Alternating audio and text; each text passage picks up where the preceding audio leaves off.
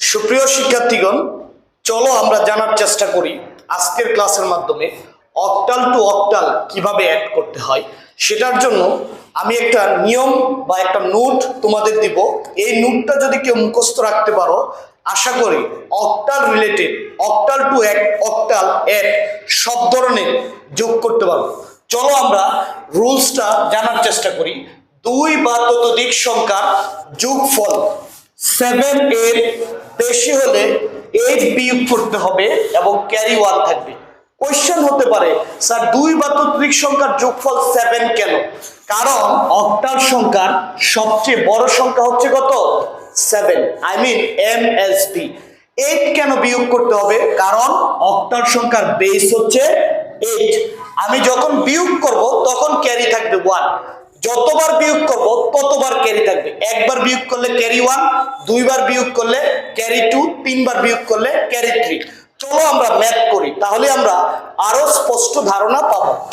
দেখো, যদি থাকে 7 6 5 4 3 6 5 7 0 6 3, এটা একটা অক্টাল সংখ্যা। আমরা চেষ্টা করব এটা অক্টাল টু অক্টাল অ্যাড করার জন্য।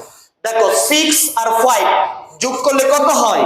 6 আর 5 যোগ করলে কত হয়? 11। এটা অবশ্যই 7 এর বেশি, 7 এর বেশি।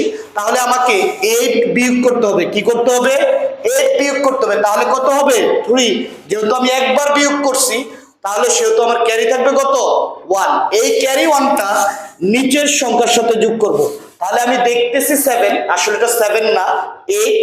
তাহলে 8 এর সাথে 3 যোগ করলে কত হয়? 8 প্লাস 3 ইকুয়াল টু 11। আবার তাহলে 8 বিয়োগ করতে হবে, তাহলে যা হয় তা। তাহলে 8 বিয়োগ করলে আবার কি হলো? 3। তাহলে একবার বিয়োগ করছি, তাহলে কত? ক্যারি 1।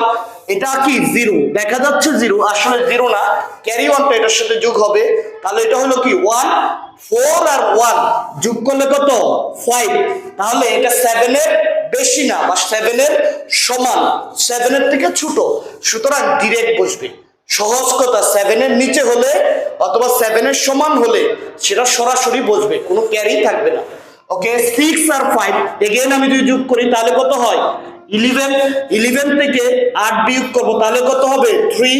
আবার যদি আমি ক্যারি 1 যোগ করি তাহলে এটা হচ্ছে 4, এটা 6। তাহলে 4 আর 6 যোগ করলে কত হয়? 10। এটা যেহেতু 7 এর বেশি, তাহলে আমাকে 8 বিয়োগ করতে হবে। তাহলে কত হবে? 2। ক্যারি 1, ক্যারি 1টা এটার সাথে যোগ করব, তাহলে উপরে 7 নিচে 1, তাহলে কত হলো? 8। এটাও তো 7 এর চেয়ে বেশি, তাহলে 8 মাইনাস 8, তাহলে কত হলো? 0। তাহলে এই জায়গায় হবে যোগফল 0, ক্যারি 1। এভাবে আমরা যদি চেষ্টা করি এই রুলস অনুসারে, আশা করি অক্টাল টু অক্টাল অ্যাড তোমরা সকলেই করতে পারবে। ধন্যবাদ, দেখা হবে পরবর্তী কোনো ক্লাসে।